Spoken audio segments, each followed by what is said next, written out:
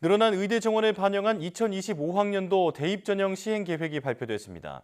비수도권 의대들은 증원 취지에 맞춰 정원의 60% 가까이 지역 인재로 채우기로 했습니다. 또 수도권 대학과 국립대는 내년도 신입생의 30%를 전공 자율 선택으로 뽑습니다. 이문석 기자입니다. 내년 학년도에 전국 의과대학에서 신입생 4,610명을 선발합니다.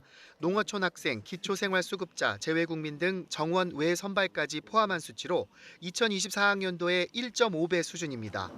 증원이 집중된 비수도권 대학의 경우 60% 가까이 지역 인재로 뽑습니다.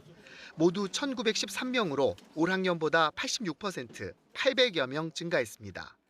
지금은 이제 40%고요. 앞으로 이제 60% 이상 뽑으라는 것인데 2023년부터 의과대학 같은 경우에 의학학 계열 같은 경우에 그게 이제 의무화 돼 있거든요. 그래서 아마도 수험생들에겐 상당히 좋은 매력 있는 것이 아닌가 싶고요.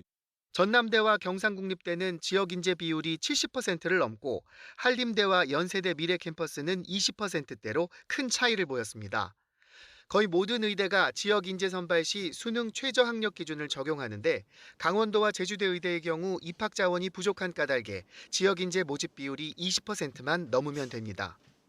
전국 의과대학 입시 전형별 비율은 학생부 전형 등 수시 비중이 67%를 넘어 24학년도보다 5%포인트 높아졌고 수능 위주인 정시 모집은 그만큼 줄었습니다.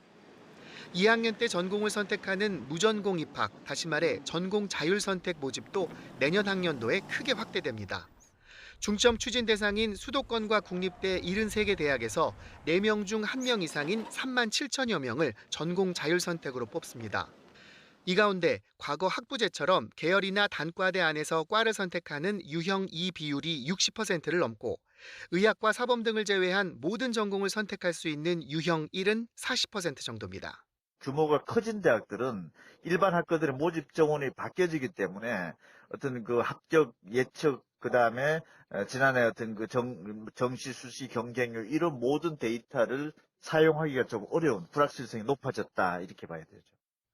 교육부는 25학년도 전공 자율선택 대학별 모집 현황을 대입정보 포털인 대학 어디가에 올려 수험생이 참고하도록 했다고 밝혔습니다. YTN 이문석입니다.